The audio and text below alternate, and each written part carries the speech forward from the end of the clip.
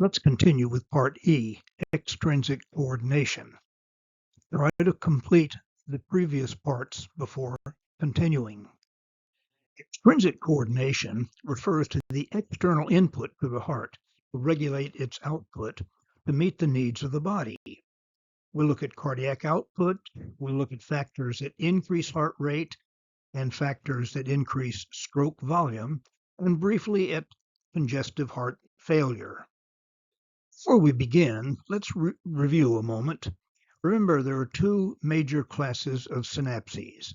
The cholinergic synapses, generally this refers to the parasympathetic nervous system. The neurotransmitter is acetylcholine. Muscarinic receptors are one type of cholinergic synapse. They're found in smooth and cardiac muscle. They're named after muscarine, a muscle poison, and muscarinic synapses slow the heart rate. Nicotinic are another type of cholinergic synapses. These are found in skeletal muscle cells, also between autonomic pre- and postganglionic neurons. They're found in the adrenal medulla and named after nicotine.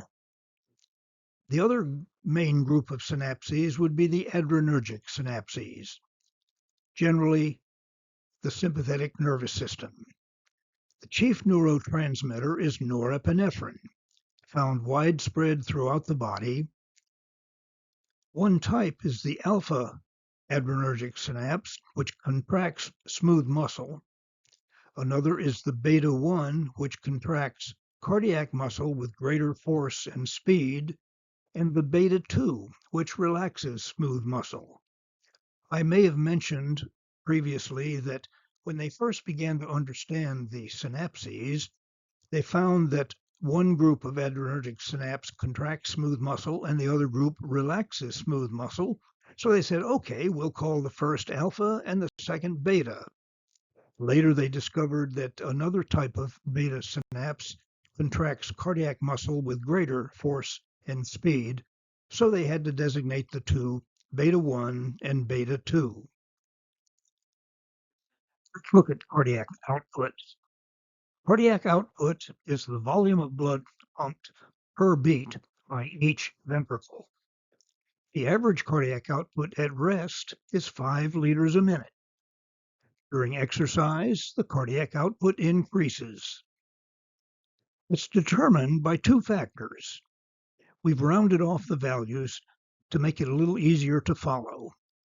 Heart rate, for example, is the beats per minute. This is how fast the heart's going. 70 beats per minute at rest. The other factor is the stroke volume. That's the volume of blood pumped by each ventricle. Again, 70 milliliters. What about the resting cardiac output of an athlete?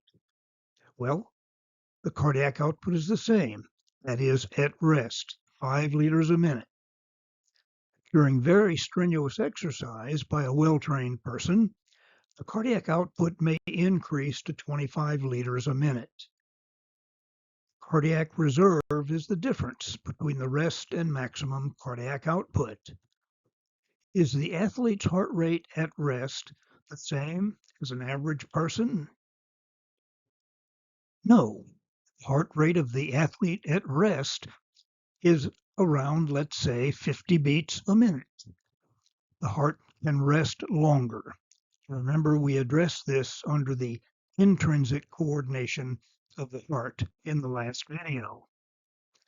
Yet the cardiac output is the same, 5 liters a minute. So, what is the athlete's stroke volume? The athlete's stroke volume would be 100 milliliters per beat, let's say. If you multiply the 100 by the 50 beats per minute, you get 5,000 milliliters cardiac output, which is 5 liters. Now, the cardiac output obviously varies depending on the needs of the body. Increased physical exercise, for example, requires an increase in cardiac output. The heart must constantly adjust its level of output to meet the demands of the body. For example, during exercise, the output must increase. So this requires some sort of external input. That's the subject of this section.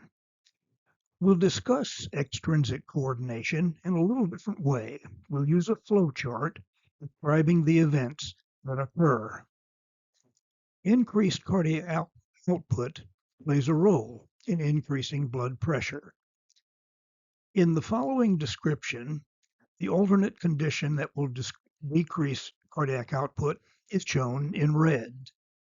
To increase cardiac output, one or both of these must increase. Heart rate must increase and/or stroke volume must increase. Factors that control the coordination of the cardiac output are listed with the yellow labels on the left and an empty flow chart on the right.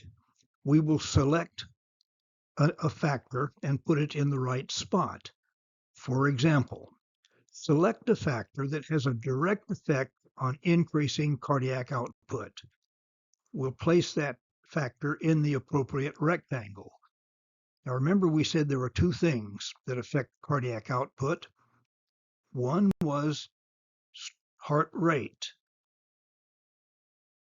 Now, let's look at the factors that increase heart rate. We need a little background before continuing. The figure shows the cardiac center in the medulla of the brain. Two parts are the cardioinhibitory center, CIC, and the cardioaccelerator center, CAC. The cardioinhibitory center decreases the heart rate by way of the parasympathetic nervous system. This is mainly the vagus. Remember, we said that 80% of parasympathetic output is by way of the vagus nerve. So we can use vagus and parasympathetic nervous system generally interchangeably. On the other hand, the cardioaccelerator center increases the heart rate by way of the sympathetic nervous system. Both of these innervate the SA node, the pacemaker. Also, both are continuously active. Now remember, early in the course, we said that control systems are not like on and off switches so much as they are like a volume control, where you turn them up or turn them down. We said the parasympathetic nervous system decreases heart rate. Therefore, to increase heart rate, we would decrease parasympathetic input to the heart. After all, this is a brake on the heart. We take your foot off the brake and the car goes faster. The action of the parasympathetic nervous system comes from the cardioinhibitory center. It releases acetylcholine on muscarinic receptors. Potassium channels open, more potassium flows out. Remember, there's more potassium inside a cell than outside. And this causes a hyperpolarization inside. The inside becomes more negative. Therefore, it decreases the chances of generating a cardiac impulse. It's continuously active. It's also dominant at rest. We call this dominance the vagal tone. We said that the sympathetic input increases heart rate. So to increase heart rate, we would increase sympathetic input to the heart. It comes from the cardioaccelerator center. It releases norepinephrine, which acts on beta-1 receptors, opening sodium channels to allow more sodium in, and it creates a depolarization, which increases the odds of generating a cardiac impulse. It too is continuously active. But the sympathetic input is dominant during stressful activities. Let's look at some weird examples that affect the input to the heart and heart rate. We'll use a resting heart rate of 70 beats a minute. In a normal heart, what happens to the resting heart rate? if we cut the vagus but leave the sympathetic nervous system. Now notice, we have cut the brake on the heart but left the accelerator intact, so the heart rate would go up. What if, on the other hand, we cut the sympathetic input but we leave the vagus? Now notice, in this case, we have removed the accelerator effect, but we've left the braking effect. So the heart would slow down. The heart rate would go down. What would happen to the resting heart rate without neural input? That is, what if both sympathetic and parasympathetic input were cut? Would the heart stop beating? No. Remember, cardiac muscle has a built-in rhythm, and the SA node has a built-in pacemaking activity. Because the vagus is dominant at rest, however, if you remove both, you have removed a stronger braking effect and a weaker accelerating effect. So what would happen to the heart rate? The resting heart rate without the neural input would be higher. Imagine you're in a car coasting down a big hill. You've got one foot on the gas and the other on the accelerator. You can regulate the speed of the car by the pressure on the two pedals, the gas and the brake. If you mash the brake harder, that's parasympathetic, the car slows down. If you mash the accelerator harder, that's sympathetic, the car speeds up. If you take your foot off both pedals, the car speeds up because it's coasting downhill. Let's look at the effect of epinephrine. Epinephrine increases heart rate. Also, there are some other factors that we don't include in the flow chart that have an effect on heart rate. One is an increase in body temperature.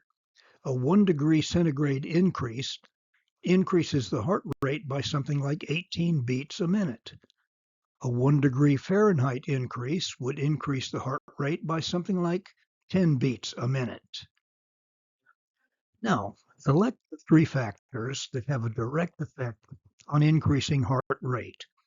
These factors will be placed in the appropriate rectangles.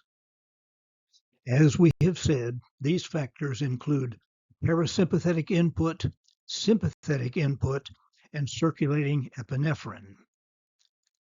Now, we're ready to look at the other factor that directly affects cardiac output. This is stroke volume. Now, what factor that has a direct effect on increasing stroke volume? To understand that, we need a little more background. Increase stroke volume, we would increase force of contraction. Now, the force of contraction is due to two factors. One would be an increase in sympathetic input to the heart, because in addition to acting on the SA node, the sympathetic nervous system increases the force of cardiac muscle contraction. It has beta-1 receptors. Also, an increase in ventricular stretch would increase stroke volume. Now that needs some explanation. So, what factor has a direct effect on increasing stroke volume? It would be force of contraction. The greater the force of contraction, the greater the stroke volume. In addition to sympathetic input, what other factor increases the force of contraction? Again, we need some background. An increase in ventricular stretch will increase the force of contraction. This is referred to as Starlings Law. To understand this, let's review with skeletal muscles first. Remember, in skeletal muscles, cross bridges on the thick filaments bind to sites on the thin filaments and bend. The greater the number of cross bridges that bind, the greater the strength of contraction. If contraction starts when the muscle is elongated, fewer cross bridges are bound. If contraction starts When the muscle is shortened, fewer cross bridges are bound. In both cases, the strength of contraction is weaker. For maximum strength, most cross bridges bind at what I call maximum overlap, when the muscle is in an intermediate state of contraction. Increased stretch also appears to open more calcium channels, allowing more calcium to enter the cell and increase the force of contraction. As we have said, increased ventricular stretch leads to increased force of contraction, which in turn leads to increased stroke volume. In a normal, healthy heart, unlike skeletal muscle, cardiac muscle never stretches beyond maximum overlap. Now, you've heard of some people having a diseased, oversized heart. In that case, the heart is becoming weaker because it is stretching beyond maximum overlap. But here we're talking about the normal heart. So the greater the stretch, the greater the overlap of filaments. The more heart fills with blood, the more the ventricle walls stretch, and the more the filaments slide away from the middle. Let's say, for example, when the heart starts to contract, there's only one cross bridge bound. So we could say one cross bridge worth of energy is generated, or worth of force. When the filaments slide a little bit because the ventricles are filling, now the heart has two cross bridges worth of force it can generate. The heart continues to fill with blood. The thick and thin filaments slide further apart, and now three cross bridges worth of force can be generated. And finally, the ventricles fill to the maximum overlap occurs. The heart can generate four cross bridges worth of force in this example. Now, let's select the factor that directly increases the force of contraction. Well, let's see. We have a number of factors here. Let's look at ventricular stretch. Now we have to look at the factors that directly increase ventricular stretch. There's one factor, but again, we need to provide a little more background. What will increase ventricular stretch? An increase in end-diastolic volume will do that. End-diastolic volume is the volume of blood in the ventricle at the end of diastole. Preload, on the other hand, is the degree of stretch at the end of diastole, and it's roughly the same as end-diastolic volume. I prefer to use end-diastolic volume because it relates more closely with the graphs that we're looking at. What's happening with blood flow during diastole? It's flowing into the heart. What's happening to the walls of the heart when the heart fills? They stretch. So now, let's select the factor that directly increases ventricular stretch. It would be end-diastolic volume. But now, what about the factors that increase end-diastolic volume? Here we get a little more complicated, and we need more background. An increase in end-diastolic volume is due to an increase in the length of diastole. Now that makes sense. The longer the heart rests, the more blood has a chance to flow into the heart. Also, an increase in venous pressure will increase end-diastolic volume. Remember, fluids flow from high to low. The greater the difference in pressure, the greater the flow. The lower the difference in pressure, the less flow. Also, an increase in something called the end-systolic volume has an effect on increasing end-diastolic volume. Let's select the simplest factor that increases end-diastolic volume. What about, length of diastole? Well, let's select another factor that increases end-diastolic volume. Why don't we select, venous pressure?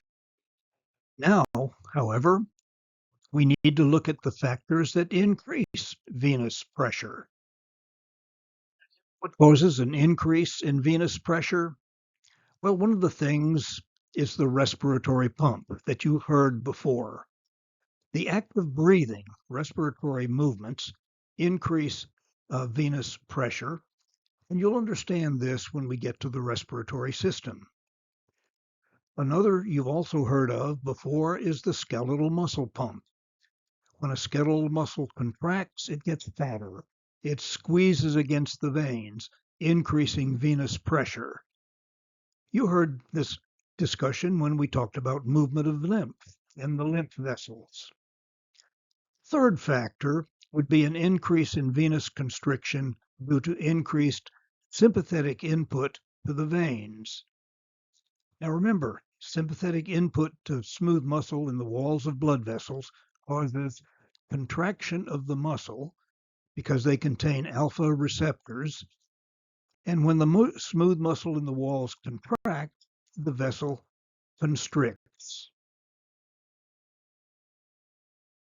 So, a factor that increases venous pressure would be constriction of the veins. So, what is it that constricts the veins? We just mentioned it, sympathetic input to the veins. So, what are the two remaining factors that increase venous pressure? Well, these would be the skeletal muscle pump and the respiratory pump. So, what is the third factor that increases end-diastolic volume? This is more complex. It requires a little more explanation. End-systolic volume is the other factor. End-systolic volume is the volume of blood in the ventricle at the end of systole. Afterload is related. It's the pressure the ventricles must generate to overcome aortic pressure, that is, to pump the blood out of the heart. It's roughly the same as end-systolic volume. In systole, the volume of blood enters the arteries from the heart, and 1/3 of the volume exits the arteries by moving out into the capillaries and beyond. In diastole, no blood enters the arteries, but blood continues to exit the arteries due to the elastic recoil of their walls. Here's a view of the heart. The numbers represent a volume of blood in milliliters.